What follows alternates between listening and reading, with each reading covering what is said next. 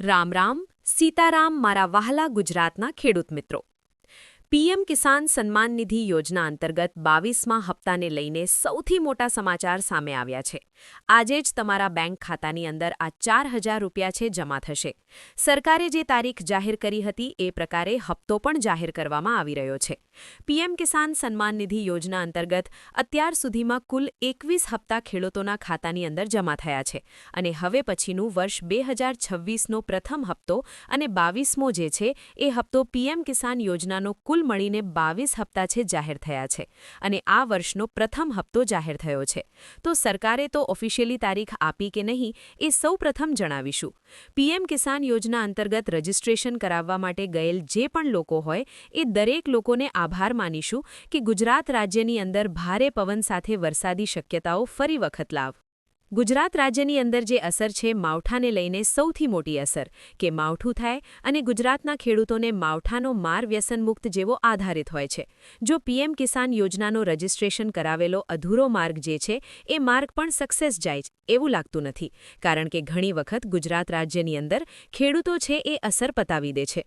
પરબ નાવલદી તો આ પ્રકારે પણ ગુજરાત રાજ્યની અંદર વિવિધ પ્રકારના છે એ મોસ્ટ ઓફલી જે નિયમો છે એ કાયદા કાનૂની રીતે કામ કરે છે. હવે ફરિયાદી તરીકે જો સજ્જ થઈએ તો પીએમ કિસાન સન્માનની યોજના અંતર્ગત લાંબા સમયની આ ગાયંત્રી નથી, તો તે પછી ગુજરાત રાજ્યની અંદર પણ આ પ્રકારના ગુજરાત રાજ્યની અંદર વસારવટ થવા બાબતે પણ ચર્ચા થવાના નથી. હવે મુખ્યત્વે આ સરો ગુજરાતના દરિયાકાંઠાના વિસ્તારોને લોકેશન સ્વરૂપે આગળ હશે. લગભગ આજથી 7 થી 8 વર્ષ પહેલાં પણ પીએમ કિસાન સન્માન નિધિ યોજના અંતર્ગત રજિસ્ટ્રેશન લેવાનું હતું ત્યારે પણ આ બાબતે છે ફૂલ સપોર્ટ અને સેવાકીય કાર્યક્રમ કર્યા. તો આ બાબતે ગુજરાતના દરિયાકાંઠાના વિસ્તારોને પણ લોકેશન બનાવ્યું છે. તો આ આધારે ગુજરાતના દરિયાકાંઠાના લોકેશનને આધારે જ પીએમ કિસાન સન્માન નિધિ યોજના અંતર્ગત આગામી જે 22મો હપ્તો છે એના વિશેના સમાચાર મેળવશું. આજે જ તમારા બેંક ખાતાની અંદર જમા થશે કે નહીં એ પણ તમને આજે જણાવી દેશું.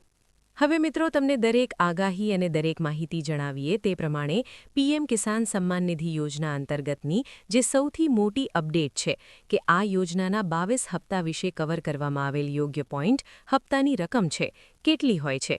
તો દર વખતે હપ્તાની રકમ ફિક્સ હોય છે. આ વખતે પણ 2000 રૂપિયા છે ખેડૂતોને મળશે.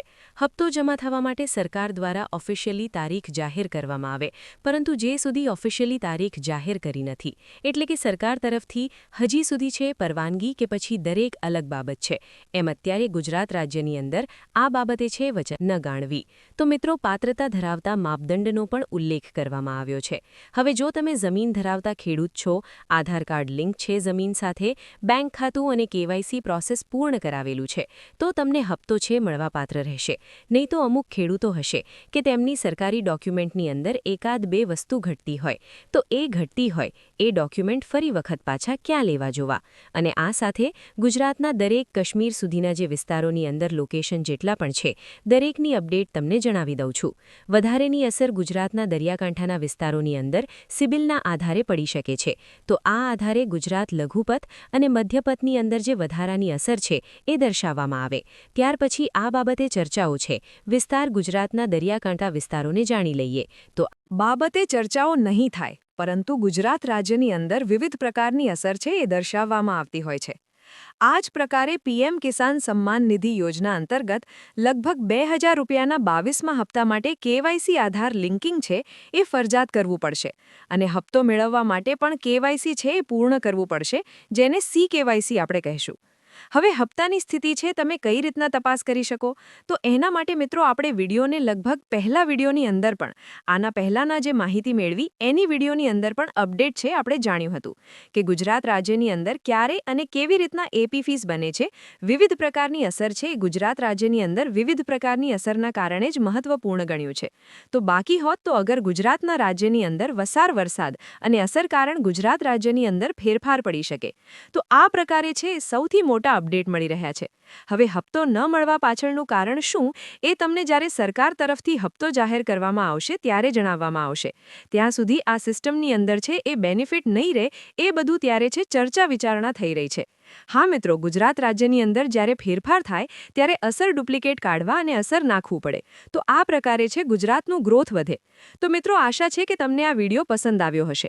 તો મિત્રો, આ માહિતી સારી લાગી હશે અને મિત્રો, આવી પીએમ કિસાન અને બીજી અન્ય માહિતી માટે આપણી આ ઇન્ફો ગુજરાતી 25 ચેનલને સબસ્ક્રાઇબ કરી દેજો. અને મિત્રો, આ વિડીયો તમારા બીજી ખેડૂત ભાઈઓ સાથે પણ શેર કરી દેજો. અને મિત્રો, કોમેન્ટમાં જરૂરથી જણાવી દેજો કે તમને આ વિડીયો કયા ગામ અને કયા તાલુકામાંથી કે કયા જિલ્લામાંથી જોઈ રહ્યા છો. ત્યાં સુધી મિત્રો, જય ખોડિયારમાં.